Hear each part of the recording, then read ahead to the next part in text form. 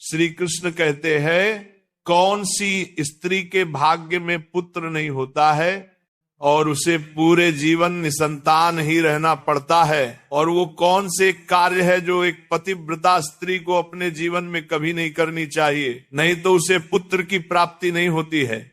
चलिए जानते हैं। भक्तों, भगवान श्री कृष्ण कहते हैं कि ये एक सच्ची घटना है जिसे सुनने के बाद किसी भी स्त्री को पुत्र की प्राप्ति 100% जरूर होती है। इसलिए कथा को पूरा ध्यान से अंत तक जरूर सुनना। भक्तों, इस कथा में श्री कृष्ण बताते हैं कि कैसे एक स्त्री को 12 साल से एक भी पुत्र नहीं हो पा रहा था, लेकिन केवल एकमात्र इस उपाय को करने से उसे 5 संतान हुए। लेकिन कैसे, चलिए जानते हैं। भक्तों, एक समय की बात है जब माता लक्ष्मी भगवान विष्णु से मिलने के लिए जाती है और भगवान विष्णु से कहती है, हे प्रभु, आज मैं जब पृथ्वी लोक पर भ्रमण कर रही थी तो मैंने देखा कि घर घर स्त्रियां बहुत परेशान हैं। किसी को संतान नहीं हो रही है तो किसी को पुत्र की प्राप्ति नहीं हो रही है। प्रभु, मैं जानना चाहती हूँ कि ऐसा क्यों होता है। कौन सी स्त्री के भाग्य में पुत्र नहीं होता है और वो कौन से उपाय है जो कि अगर कोई स्त्री करती है तो उसे पुत्र की प्राप्ति अवश्य ही होती है। तब भगवान विष्णु माता लक्ष्मी के प्रश्नों को सुनकर बोलते हैं, हे देवी, मैं तुम्हें एक कथा सुनाता हूं जिसे सुनकर तुम्हें तुम्हारे प्रश्नों का उत्तर मिल जाएगा, किंतु कथा को अंत तक बहुत ही ध्यान से सुनना, क्योंकि यह उपाय समस्त पृथ्वीवासियों के लिए किसी वरदान से कम नहीं है। तो माता लक्ष्मी उत्तेजित होकर कहती हैं, हे प्रभु, अब जल्दी से कथा को सुनाना आरंभ कीजिए, चाहे कुछ भी हो जाए, मैं कथा को पूरा मन लगाकर अंत तक जरूर सुनूंगी। कथा को सुनते हुए भगवान विष्णु कहते हैं, एक समय की बात है जब एक गांव में एक सेठ रहता था और वो अपनी पत्नी से खुद के जान से भी ज्यादा प्यार करता था। अपने पत्नी के बिना एक पल भी सेठ नहीं रह पाता था। उस सेठ के 2 बेटे भी थे और दोनों बेटों में से बड़े वाले बेटे की शादी हो चुकी थी, लेकिन सेठ की जो पत्नी थी वो बहुत ही दुष्ट स्वभाव की थी और सेठ के छोटे वाले बेटे का भी स्वभाव बहुत ही दुष्ट था। वो अपने आसपास के सभी लोगों को बहुत ही ज्यादा परेशान किया करता था। इसका हरकत बिल्कुल गुंडा जैसा था। न जाने कितनी लड़कियों के साथ संबंध बनाता था। आसपास के सभी लोग इससे बहुत ही ज्यादा परेशान थे। ये कभी किसी से जबरदस्ती पैसे मांग लिया करता था तो कभी किसी को चोट पहुंचा दिया करता था। सभी के साथ बदतमीजी करता था। गांव के सभी लोग इससे डरे हुए रहते थे। लेकिन सेठ का जो बड़ा वाला बेटा और उसकी पत्नी थी वो बहुत ही अच्छे स्वभाव की थी।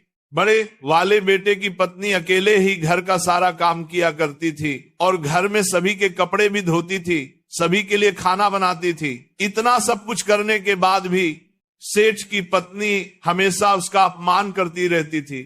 कुछ समय बाद सेठ की बहू को एक बेटा होने वाला होता है। ये सुनकर कि बहू को बेटा होने वाला है, सेठ की पत्नी बहुत ही ज्यादा खुश हो जाती है और गांव में सभी को ढिंढोरा पीट देती है कि हमारे घर में नन्हा सा पुत्र होने वाला है, मेरा पोता आने वाला है। इसके बाद से सेठ की पत्नी घर का सारा काम खुद से करने लगती है और अपनी बहू को आराम करने देती है। क्योंकि उसकी बहू पेट से थी। ऐसे ही कुछ दिनों बाद बहू को जुड़वा बेटा यानी एक साथ 2 बेटे होते हैं और ये देखकर सेठ की पत्नी यानी कि उसकी सास बहुत ही ज्यादा खुश हो जाती है कि हमारे घर में 2 पुत्र हुए हैं। सेठ की पत्नी पोते को पाकर बहुत खुश हो जाती है, जिससे अब सेठ की पत्नी अपनी बहू को भी बहुत मानने लगती है और घर का सारा जिम्मेदारी अपनी बहू को संभालने के लिए दे देती है। जैसे कि घर के तिजोरी का चाबी, घर का देख रेख, सभी कुछ अपनी बहू को संभालने के लिए दे देती है। सेठ की पत्नी पोते को पाकर बहुत ज्यादा खुश थी। वही जो सेठ का छोटा वाला बेटा था वो एक बहुत ही अति सुंदर लड़की से प्यार करता था, जिसकी सुंदरता के चर्चा पूरे गांव में था। गांव का हर एक पुरुष चाहता था कि पत्नी हो तो इसके जैसी, एकदम आसमान से उतरी हुई परी जैसी लगती थी।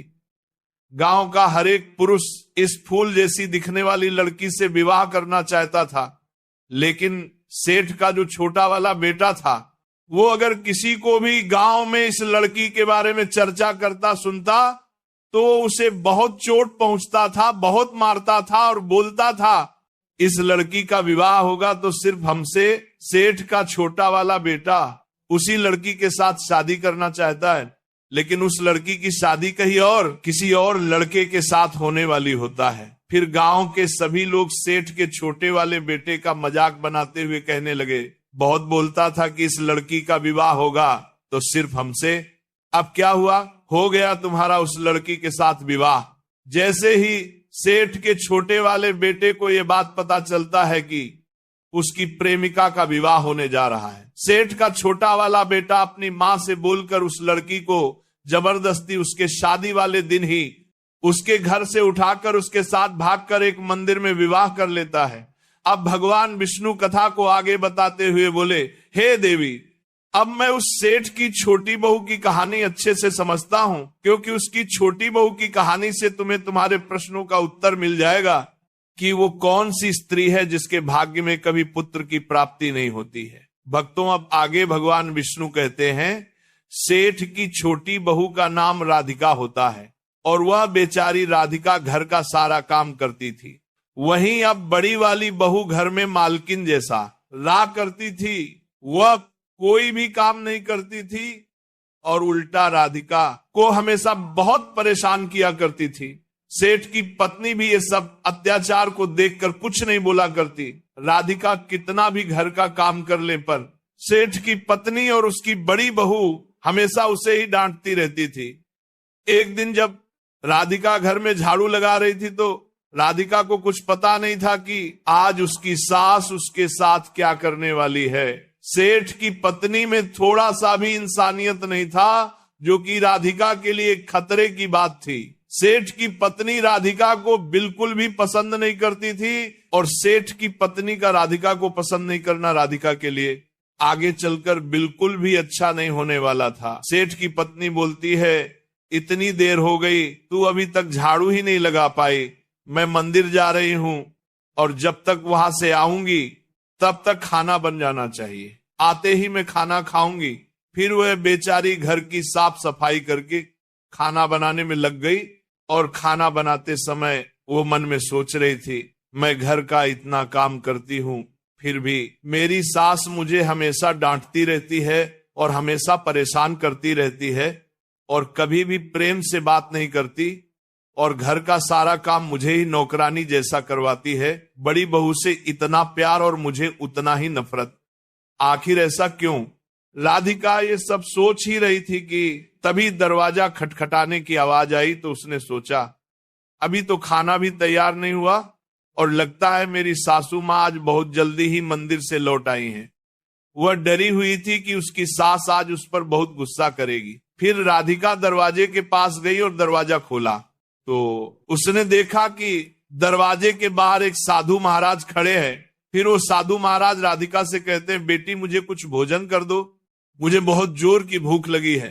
तो राधिका बोली, महाराज मैं आपको भोजन तो करा देती, पर मेरी सास बहुत दुष्ट स्वभाव की है, वह मेरे मासिक धर्म के दौरान भी मुझे एक नौकरानी जैसी कम करवाती है, मैं क्या करूं?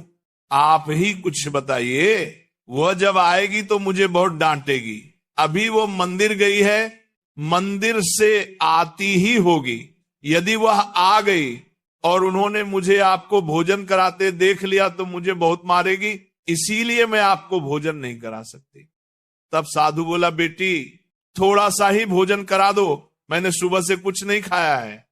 साधु की यह बात सुनकर राधिका को दया आ जाती है और साधु से बोलती है, महाराज आप अंदर आ जाइए, मैं आपको भोजन देती हूं। लेकिन राधिका बहुत डरी हुई थी कि अगर उसकी सास मंदिर से वापस घर आएगी और अगर मुझे साधु को भोजन करते हुए देख लेगी फिर तो वो मुझे छोड़ेगी नहीं। राधिका के बोलने पर वो साधु अंदर आ जाते हैं। अंदर आते ही साधु का मुलाकात बड़ी बहू से होती है। भक्तों, बड़ी बहू फिर से पेट से थी। ये देखकर साधु बोलता है, आपके घर में साक्षात माता लक्ष्मी आने वाली है, आपको पुत्री की प्राप्ति होगी, जो कि आपके घर के लिए बहुत ही भाग्यशाली होने वाली है। लड़की के घर में आते ही, इसके चरण घर में पड़ते ही आप लोगों के दिन बदल जाएंगे। आप लोग रंग से राजा बन जाओगे।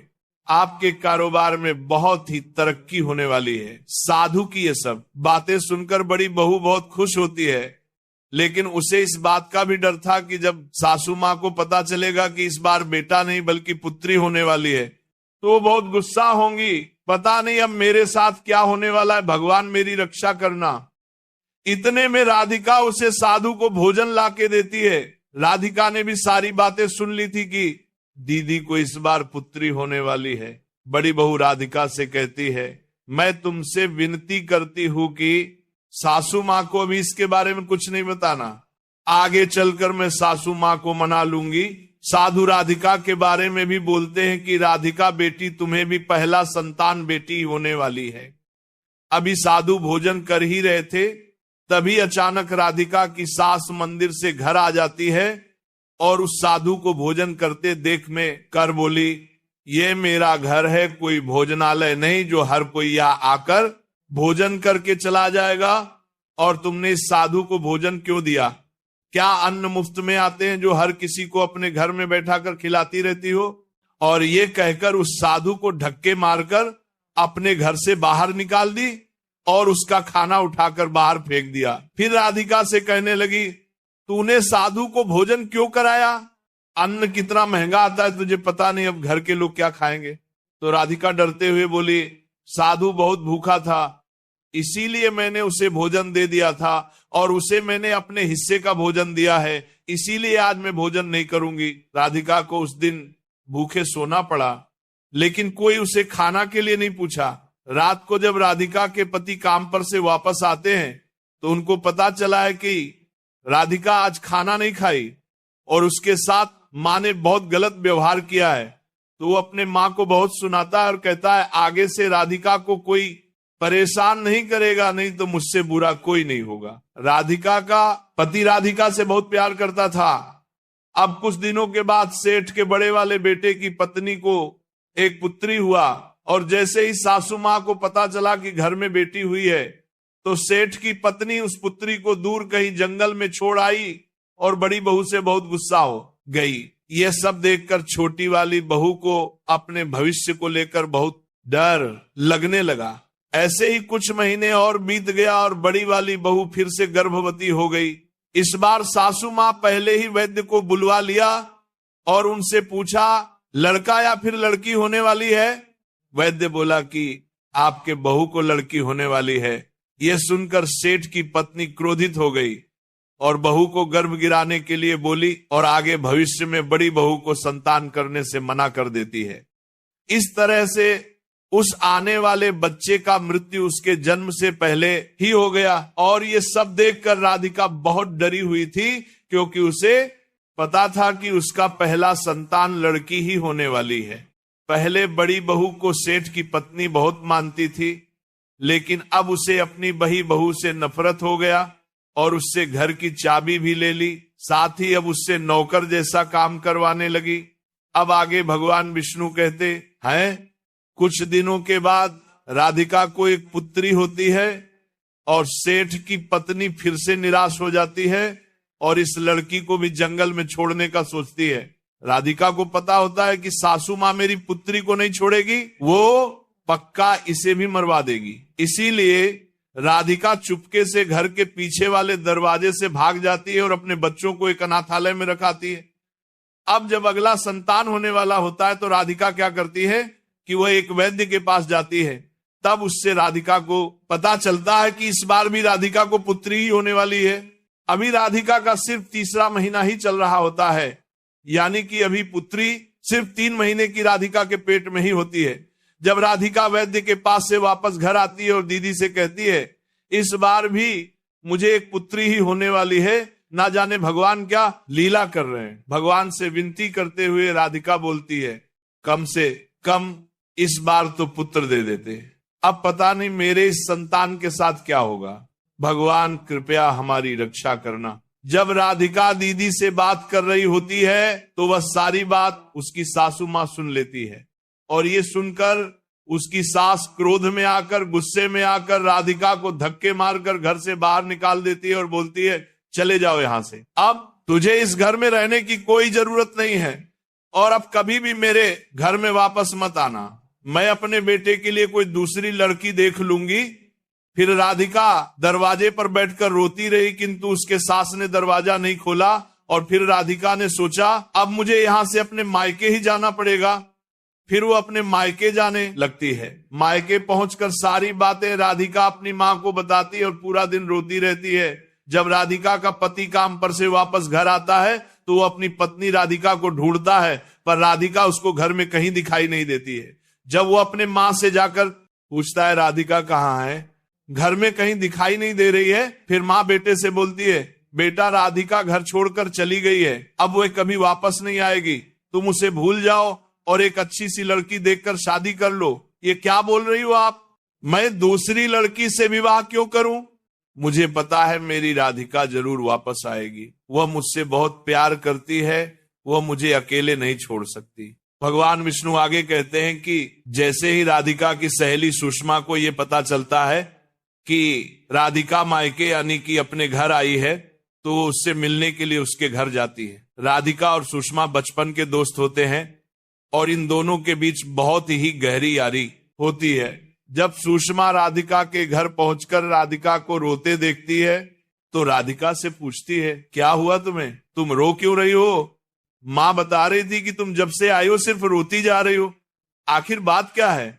मित्रों, भगवान विष्णु माता लक्ष्मी से कहते हैं कि हे लक्ष्मी, आगे इस कथा को बहुत ध्यान से सुनना, क्योंकि राधिका की दोस्त सुषमा राधिका को बताने वाली है कि कैसे एक स्त्री को लगातार 5 पुत्री होने के बाद एक ऋषि मुनि से मिलने से उसे 2 पुत्र प्राप्त हुए, जबकि इस लड़की के भाग्य में संतान प्राप्ति ही नहीं था। तो भक्तों, ऐसा कौन सा उपाय ऋषि मुनि ने उस लड़की को बताया जिससे उसे पुत्र प्राप्त हुआ? आगे अब सुषमा राधिका से कहती है 7 साल पहले की बात है, हमारे पास के एक छोटे से गांव में मोहन नाम का एक आदमी रहता था। वह गरीब था लेकिन ईमानदार था। वह हर रोज खेतों में कड़ी मेहनत करता और जो भी थोड़ा बहुत धन कमाता था उससे अपनी पत्नी की जरूरतों को पूरी करने की कोशिश करता था। क्योंकि उसकी पत्नी माधवी बहुत ही सुंदर थी, गांव में उसकी खूबसूरती के चर्चे दूर दूर तक थे, लेकिन माधवी के दिल में मोहन के लिए न तो प्यार था न ही कोई सम्मान। शादी के बाद माधवी को जल्दी ही एहसास हो गया कि मोहन उसे वो ऐसो आराम नहीं दे सकता जिसकी उसे चाहत थी। मोहन का जीवन बिल्कुल ही सादा था। वह दिन रात मेहनत करता, मगर उसका जीवन केवल रोज की रोटी और कपड़े तक ही सीमित रह पाता था। माधवी ने एक दिन कहा, तुम जैसे आदमी के साथ मेरा जीवन बर्बाद हो रहा है। मोहन ने उसकी बात को नजरअंदाज कर दिया। उसे लगता था कि शायद समय के साथ माधवी उसका प्यार समझेगी, लेकिन माधवी के लिए मोहन का प्यार बोझ बन चुका था। एक दिन गांव के मेले में माधवी की मुलाकात विक्रम नाम के एक ताकतवर व्यापारी से होती है। विक्रम लंबा, मजबूत और पैसे वाला आदमी था।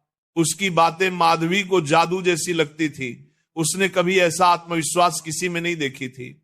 विक्रम ने माधवी की तारीफ करते हुए कहा, तुम जैसी सुंदरता का इस गांव में क्या काम, तुम्हें तो रानियों जैसी जिंदगी मिलनी चाहिए। माधवी के भीतर छिपी इच्छाएं जाग उठी। वह विक्रम के करीब होने लगी। कुछ ही दिनों में दोनों के बीच रिश्ता गहरा हो गया।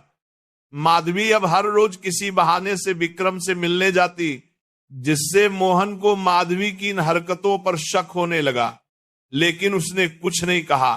वह सोचता था कि शायद उसका प्यार माधवी को सही रास्ते पर वापस ला देगा। विक्रम के बाद माधवी की नजर गांव के योद्धा अर्जुन पर पड़ी। अर्जुन शक्तिशाली और आकर्षक था। उसकी तलवारबाजी की कला पूरे गांव में प्रसिद्ध थी। माधवी अर्जुन की तरफ खिंची चली गई। वो अब हर दिन अर्जुन को देखती और उससे मिलने के बहाने ढूंढती। एक दिन माधवी ने अर्जुन से कहा, तुम्हारी ताकत मुझे मोहित करती है। अर्जुन, जो कि पहले से ही माधवी की सुंदरता का दीवाना था, उसके जाल में फंस गया। दोनों के बीच एक नया रिश्ता शुरू हो गया। माधवी अब विक्रम और अर्जुन दोनों के साथ समय बिताने लगी।